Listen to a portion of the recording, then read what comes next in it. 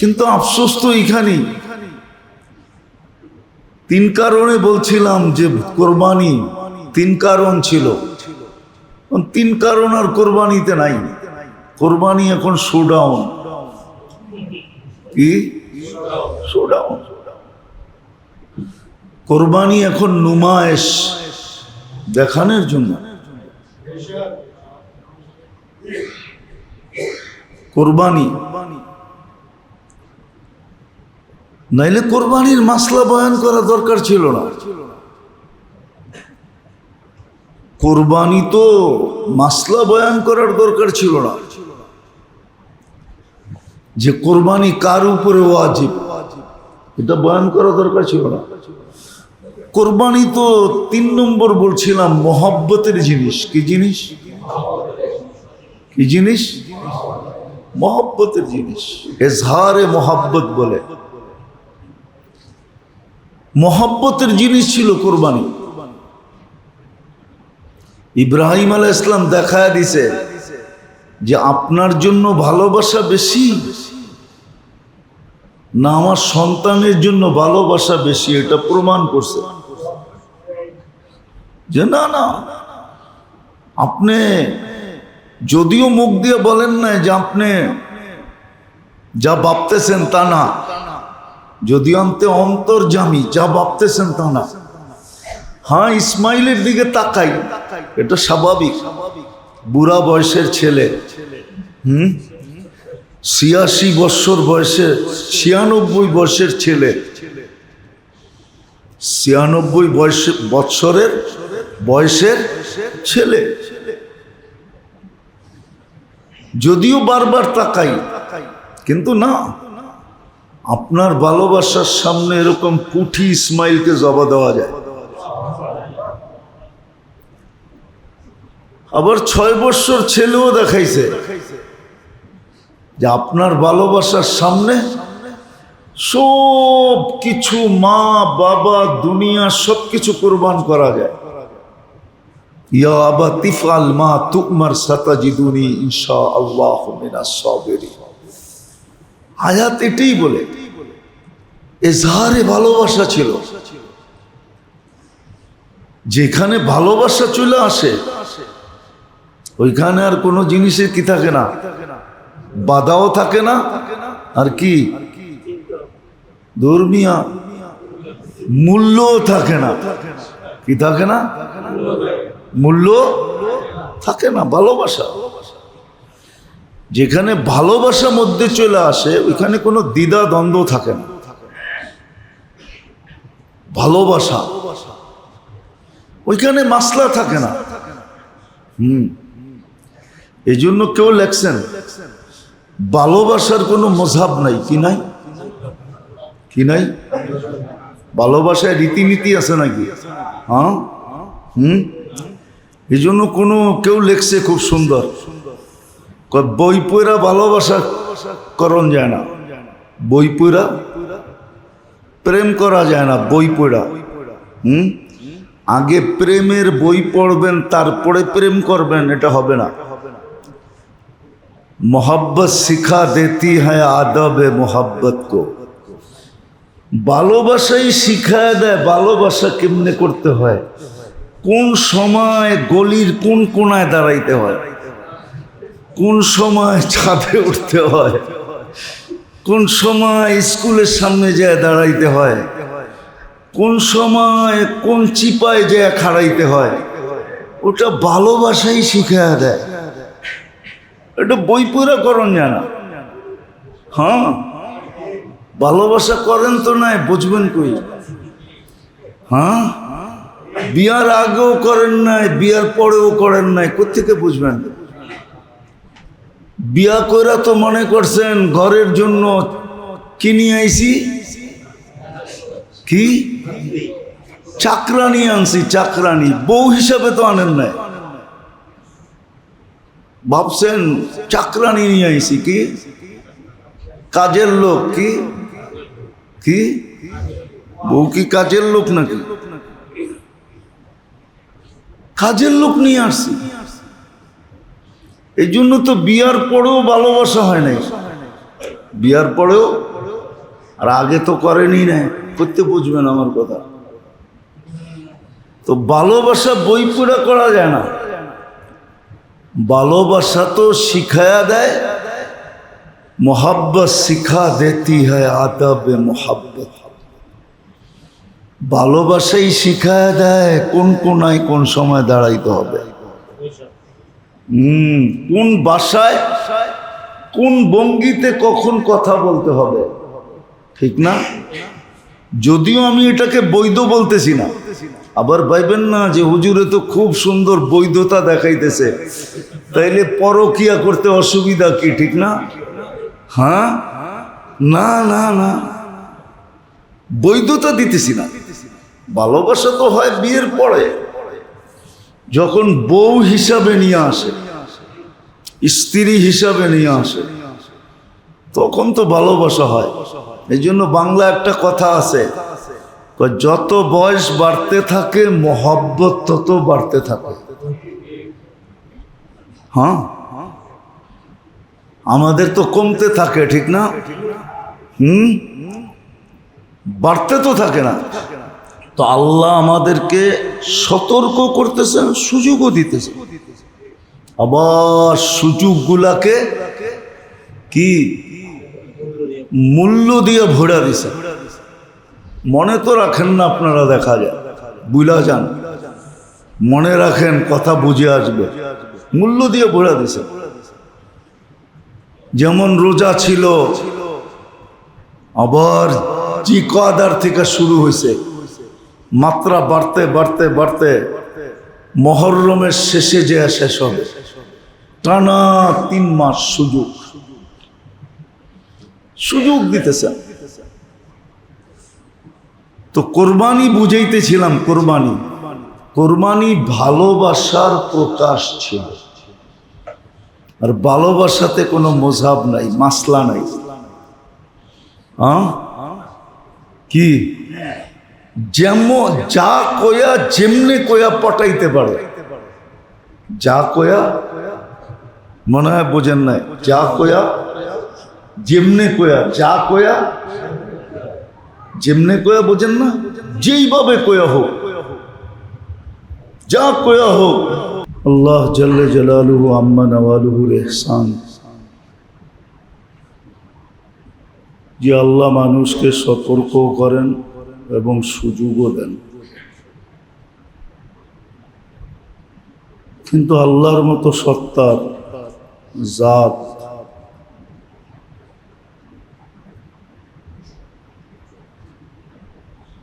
সতর্ক করা তো ঠিক আছে,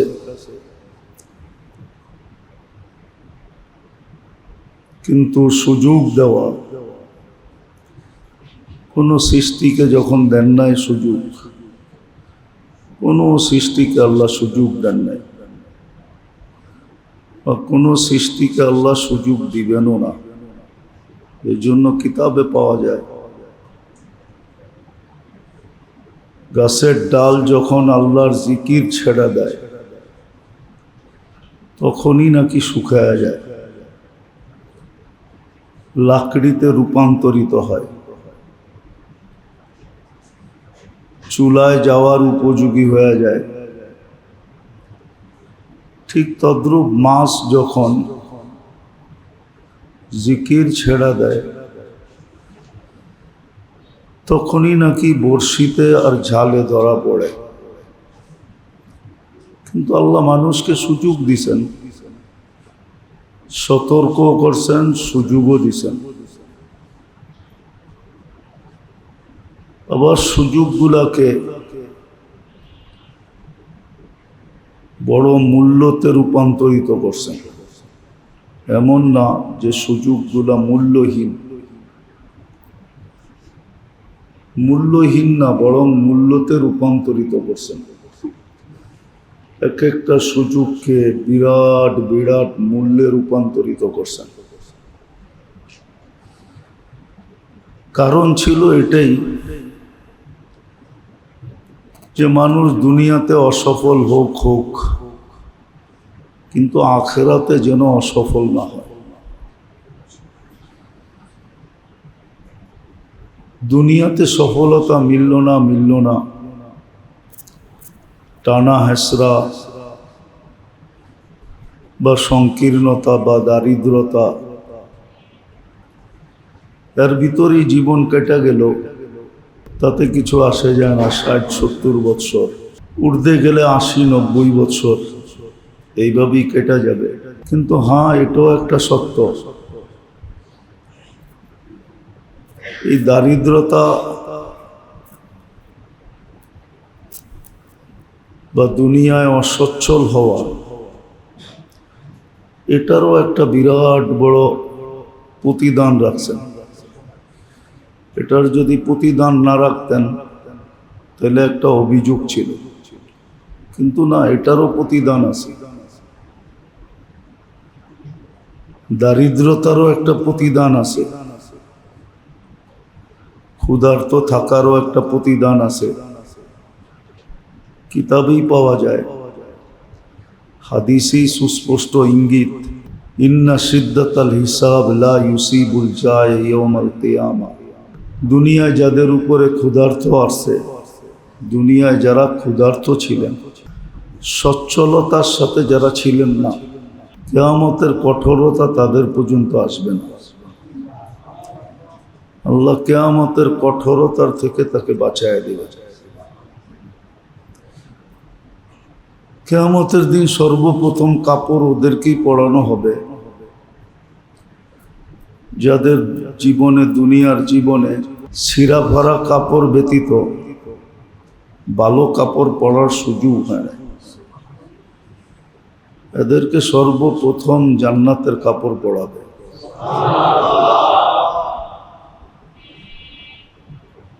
তাহলে বোঝা গেল, একজন মানুষ যদি দুনিয়াতে অসচ্ছলও থাকে, তাহলে এটারও একটা বেনিফিট আছে, লাভ আছে, মূল্য আছে, মূল্যায়ন আছে। তো আল্লাহ মানুষকে সতর্ক করেন, আবার সুযোগও তৈরি করে দেন। আবার সুযোগগুলা মূল্যে ভরা, আবার সুস্পষ্ট ঘোষণা, এমন না যে কুজামিল দেওয়া। যেমন রমজানের উদ্দেশ্য ছিল তাকওয়া অর্জন করা, ঠিক কোরবানির উদ্দেশ্য তাকওয়া অর্জন করা। মনে হয় এমনই যে রমজানে যেটার পরিপূর্ণতা আসে নাই, যতটুক অর্জনের দরকার ছিল, হয়তো দুনিয়াবি কোনো ঝামেলার কারণে, দুনিয়ার কাজকামের কারণে অর্জন করতে পারে না। তো আবার 2-2.5 মাসের মাথায় আবার একটা সুযোগ নিয়ে আসছেন যে প্রত্যেক ব্যক্তি যেন মুত্তাকি হয়, তাকওয়া অর্জিত হয়। আগেও বলা হয়েছে, এখনো বলা হইতেছে, তাকওয়া জিনিসটা কি। তো আলী রাদিয়াল্লাহু তাআলা আনহুকে জিজ্ঞাসা করা হয়েছিল, তাকওয়া জিনিসটা কি? তো উনি উত্তর দিছিলেন, আল খাউফু মিনাল জালিল, সর্ব অবস্থায় আল্লাহকে ভয় করা, সর্ব অবস্থায় আল্লাহকে ভয় করা, একাকী হোক আর লোকালয়ে হোক, সূর্যের আলোতে হোক আর রাতের অন্ধকারে হোক। আল খাউফু মিনাল জালিল, আল্লাহকে ভয় করা।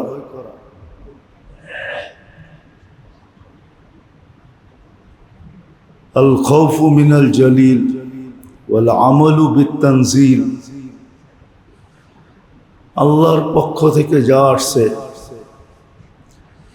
সাধ্য অনুযায়ী এটার উপরে আমল করা। কেননা কোরআন আমাদেরকে এটাও সুস্পষ্ট বুঝায়, লা ইউকাল্লিফুল্লাহু নাফসান ইল্লা উসাহা, সাধ্যের বাহিরে আল্লাহ কোনো জিনিসের হুকুম করেন নাই। ওয়াল ইস্তি'দাদ লিয়াউমির রাহিল, আর সদা সর্বদা মৌতের জন্য প্রস্তুত থাকা। সদা সর্বদা মৌতের জন্য প্রস্তুত থাকা, যে আসলে যেন সম্বোধনটা সুন্দর হয়। যেমন হাদিসে আছে, দিনদার, ইমানদার, নেককার, এদের সম্বোধনটা বড় সুন্দর হবে। কি সম্বোধন হবে?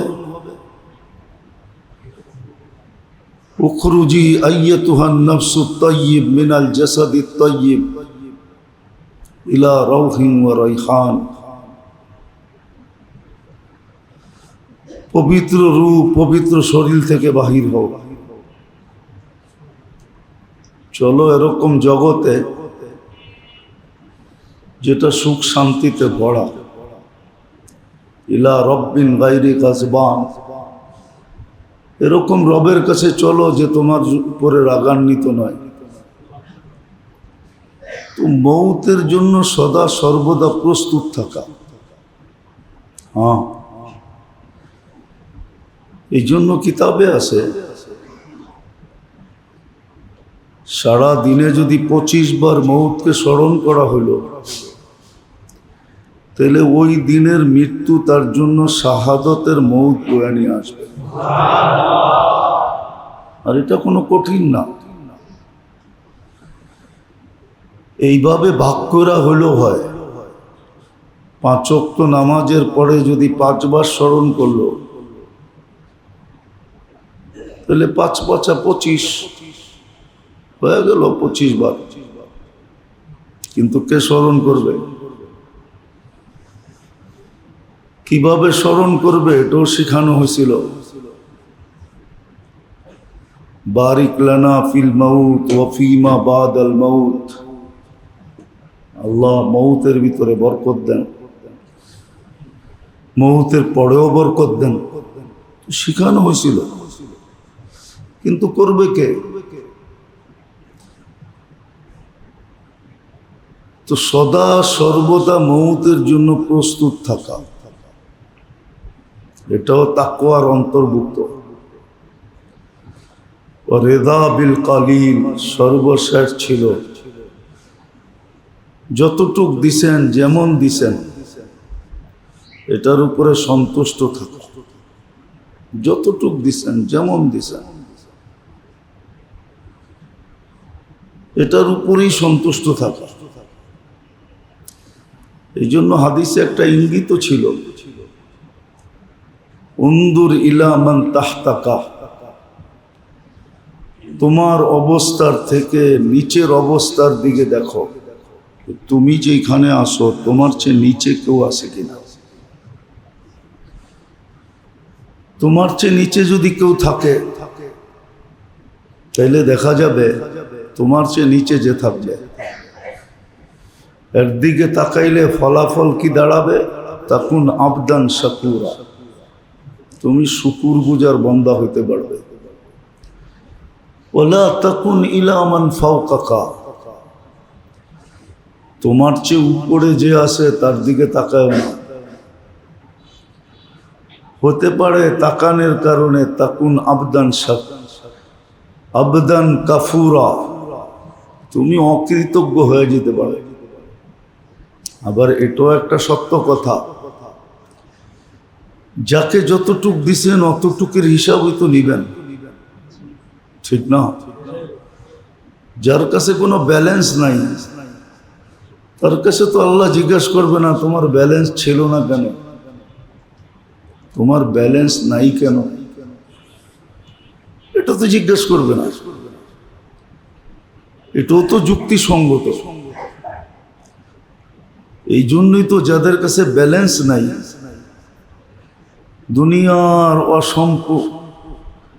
দুনিয়ায় অডেল সয় সম্পত্তি যাদের কাছে নাই। যেমন এক হাদিসে আল্লাহ রসুল বলছেন, সাওবান রাদিয়াল্লাহু তাআলা আনহুকে বলছেন যে তোমার যদি শরীর ঢাকার মতো একটা কাপড় থাকে, পেট ভরার মতো যদি একটা রুটি থাকে, আর মাথা গুচার জন্য যদি একটা ঠাই থাকে, আর চলার জন্য যদি একটা সওয়ারি থাকে, বাহন থাকে, সব বাক্ষিল্লাকায়া সওবা, তাহলে যথেষ্ট দুনিয়া আছে তোমার কাছে। বোঝা গেল? এরপরে আর হিসাব। এর জন্য বুদ্ধিমান ওরাই মালতে অতটুকু রাখে যে ম্যানেজার ডাইকা যেন হিসাব মিলাইতে না হয়, কিয়ামতের দিন যেন মুখাস্ত দিয়া দিতে পারে। তো যেটা বুঝাইতেছিলাম যে রেজা বিল কলিল, চারটায় সমন্বয় হয় তাকওয়া। আল খাউফু মিনাল জালিল, আল্লাহর থেকে ভয় পাওয়া। আর ভয় পাওয়াটা ওই সময় হবে যখন সদা সর্বদা ভিতরে সেট হবে। কিছু জিনিস তো আল্লাহ সেট করে দিয়েছেন, আর কিছু ভিতরে সেট করতে হয়। কিছু ভিতরে সেট করতে হয়। এটা যদি ভিতরে সেট হইল বিআন্নাল্লাহ ইয়ারা,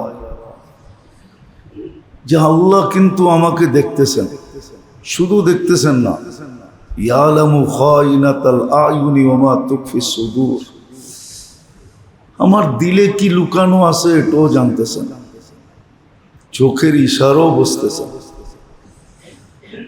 আরো সুস্পষ্ট, লা ইয়াখফা আলাইহি শাই, কিচ্ছু আল্লাহর কাছে লুকায়িত নাই। আরেক হাদিস দেখলে আরো সুস্পষ্ট বোঝা যাবে, হাত্তা ইয়ালাম দাবিবান নামলাতিস সাওদা আলা সখরাতিস সাম্মা ফি লাইলাতিল যুলমা, ঘুট ঘুটে অন্ধকার সাত জমিনের নিচে কালো রঙের পিপিলিকা যে চলে, এর পদধ্বনি আল্লাহ শুনতে পান।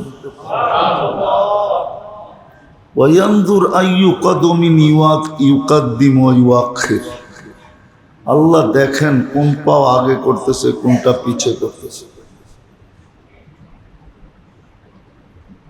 তো আল্লাহকে ভয় পাবে ওই ব্যক্তি যার ভিতরে এটা সেট হবে, নাইলে ভয় পাবে না। নাইলে তো জুলুম করবে, জুলুম করতে থাকবে। আজকে যেরকম সারা দুনিয়া, পুরাটা দুনিয়া কুয়াশায় আর কি আচ্ছন্ন।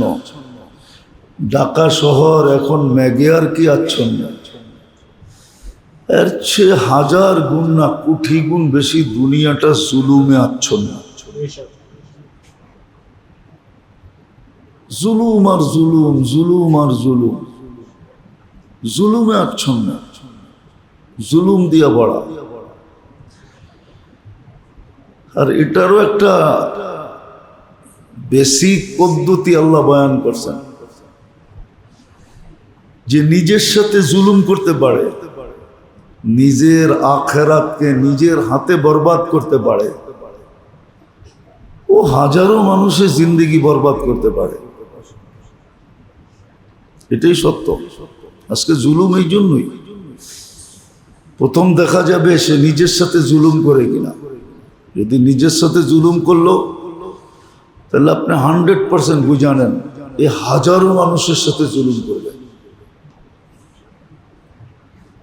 জুলুমটা স্বাভাবিক হবে। আবার হ্যাঁ, হাদিসে এটাও ইঙ্গিত আছে যে নাম চেঞ্জ করে করবে। এই জন্য কোরআনে ইঙ্গিত আছে, ফেরাউনের মতো মানুষ সে চিৎকার দিয়া বলতো, ইন্না নাহনু মুসলিহুন, আমরা তো ঠিক করতেছি। মুসা সব উল্টা পাল্টা করতেছে আর আমি ঠিক করতে চাইতেছি।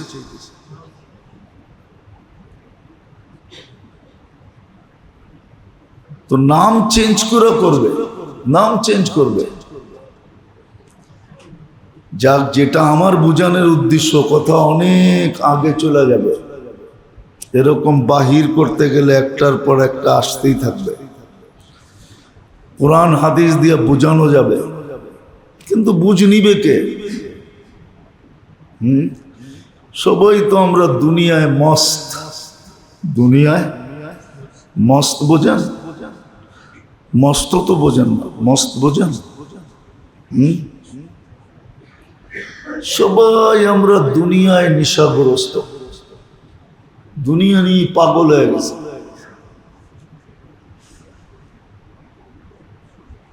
যদিও দুনিয়াটা ছাড়ার কথা ছিল, দুনিয়া আল্লাহ ছেড়া দিছিলেন বিত্তাকাদ্দু, আল্লাহর ইঙ্গিত ছিল দুনিয়া কপালের উপরে ছেড়ে দাও। ওয়াল আখিরাতু বিত্তাজাহুদ, আখিরাতটাকে চেষ্টার উপরে নিয়ে আসো। সারাদিন আখিরাতের জন্য চেষ্টা করো, দুনিয়াকে কপালের উপরে ছেড়ে দাও। তকদিরে যা লেখা আছে তা হবেই হবে। যতটুক তোমার পাওনা এতটুক তুমি পাবেই পাবে, যতটুক মিলার অতটুক মিলবেই মিলবে। দুনিয়া মিলা যাবে যতটুক লেখা আছে,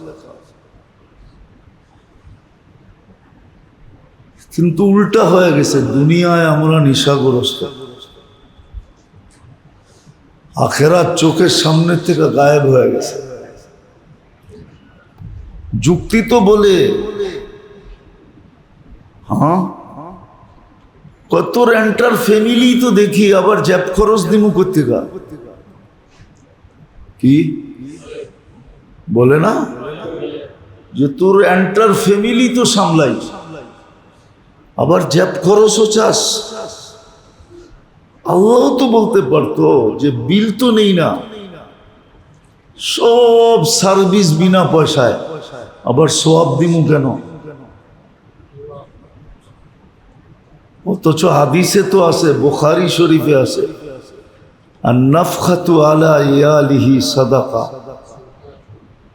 ইমাম বুখারী বাবুই বানছেন, কিতাবুল ইলমের ভিতরে এই বাব আছে, হাদিস আছে।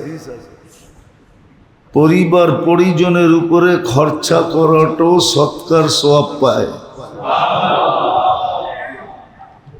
স্ত্রীর মুখে খানা উঠায়া দিলে এটাও নফল ইবাদতের সওয়াব পায়। তাহলে আবার বেনিফিট কিসের? যুক্তি তো বলে বেনিফিট হওয়ার কথা ছিল না। বিনা পয়সায় 24 ঘন্টা সেবা, শুধু সেবা না, 24 ঘন্টা সুরক্ষা। সেবার সাথে সাথে সুরক্ষাও দিতেছেন, 24 ঘন্টা হেফাজত করতেছেন। হাজারো জিনিস থেকে আমাদেরকে বাঁচায় রাখতেছেন। কসম খোদার, আপনারা তো বিজ্ঞান বিজ্ঞান করেন, বিজ্ঞান মানুষকে যেখানে পৌঁছেছে, এতদিনে উচিত ছিল সব মাটির সাথে মিশা যাওয়া।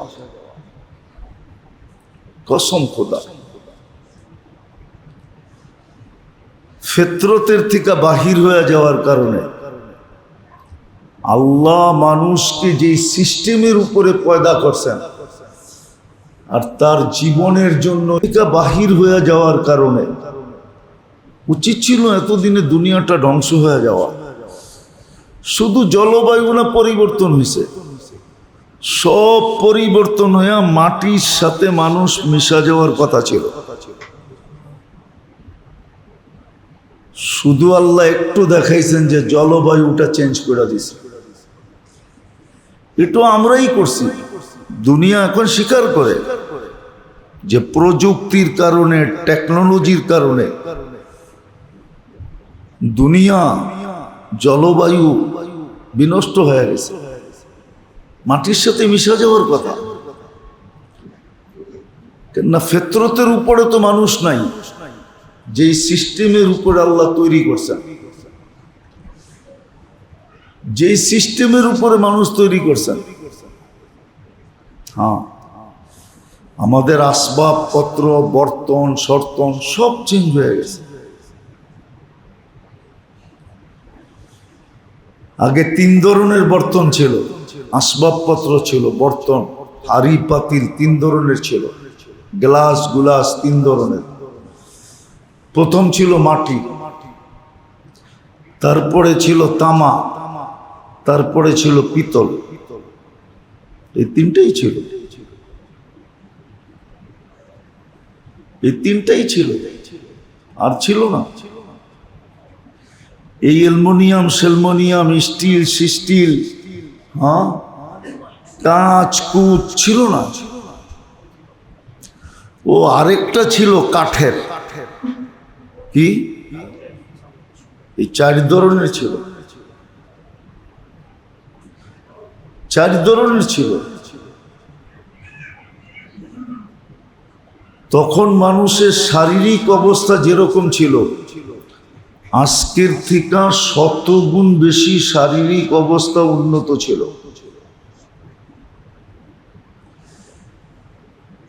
শারীরিক অবস্থা উন্নত ছিল,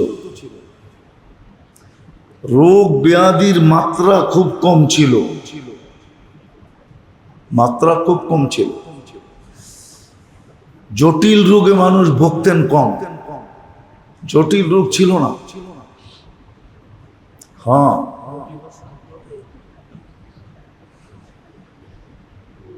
আগের মানুষ ওই মিক্সার খাই ভালো হয়ে যেত। আগে ডাক্তাররা ওষুধ দেওয়ার সাথে সাথে মিক্সার দিতেনি, ওটা খাই বেশিরভাগ ভালো হয়ে যেত। যদিও একটা কথা বললে মানবেন না, যদিও গরিবদের সাথে আল্লাহর ব্যবহার বড় ভালো, বড়, কিন্তু গরিবরা সবচেয়ে বড় হতভাগা।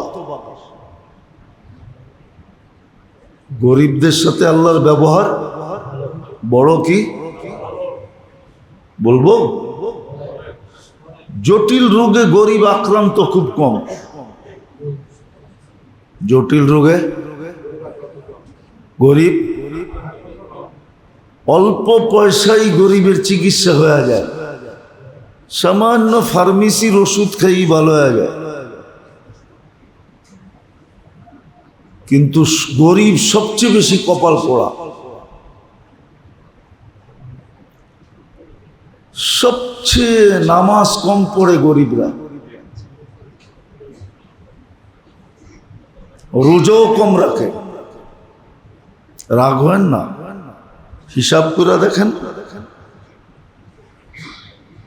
অথচ ওর জন্য কিছু ছিল না, ওর জন্য ছিল শুধু নামাজ, শুধু রোজা, হজও নাই, জাকাতও নাই। ইসলাম তো মাতৃকোলে মিলা গেছে, আসতে দেরি, ইমান ভিতরে পুশ করে দিতে দেরি হয় নাই। আজান একামত, আজান একামত না, আজান একামত বাচ্চা হইলে দেওয়ার অর্থ হলো আপনার ভিতরে ইমানকে পুশ করে দেওয়া হয়েছে, পুশিং, ঢুকায় দেওয়া হয়েছে, জানায় দেওয়া হয়েছে যে তুমি ইমানদারের ঘরে জন্ম, মুসলমানের ঘরে জন্ম, তোমার ভিতরে কিন্তু ইমান ঢুকায় দিলাম। এখন কাজ হলো ধরে রাখা, নামাজ পড়া আর রোজা রাখা। কিন্তু আপনি দেখবেন আল্লাহ রসুল বলছিলেন সবচেয়ে বড় হতভাগা উম্মত আমার, যারা আল্লাহ সবচেয়ে বেশি ফ্যাসিলিটি ব্যবহার করে। আপনি বলবেন ধন হইলেই সবকিছু হয়? কি একদিন না কাহিনী শুনাইছিলাম যে ওর মা বাপ পরে একটা গাদা বানাইছে, লেখায়া পড়ায়া একটা গাদা বানাইছে। কর্মচারীরা দুপুরে খাইতে বৈশা আলোচনা করতেছে, আমাগো সারে খালি ব্যাগটা লয়া লয়া গড়ে পিস পিস, আর সব কিছু আমাগো ম্যাডমে করে, টাকা ওর, পয়সা ওর, সব ওর, কিন্তু সব করে কে? কি আর ও পিছে পিছে বিলার মতো কি লয়া ভ্যানিটি ব্যাগটা পর্যন্ত ওরে দিছে তুই ল কয় আমা ঘরে পড়ায় না লেখায় না এটাই ভালো করছে সকালবেলা সেই 4টার সময় উঠা গরম গরম শাক ভাত যাই পারছে পাক করে টিফিন কারিতে বইরা দিছে এখন খাইতেছি কাম কইরা জামু দেখা যাবে পানিটা ভরা রাখবে যায়া আগে ফ্রেশ হমু তারপরে পোলাপানগুলাকে দূরে সরাইয়া দিবে তোর বাপ সারাদিন খেটে আইছে একটু আরাম করুক নাইলে কালকে চুলা জ্বলবে কিভাবে বলে আমাকে পাও টিপা শরীর টিপা মাথায় তেল লাগায়া ঘুম পড়ায়া দিবে যেন সকালে আমি আবার উঠা কাজে যেতে পারি মনে হয় বোঝেন নাই কোত্থেকে বুঝবেন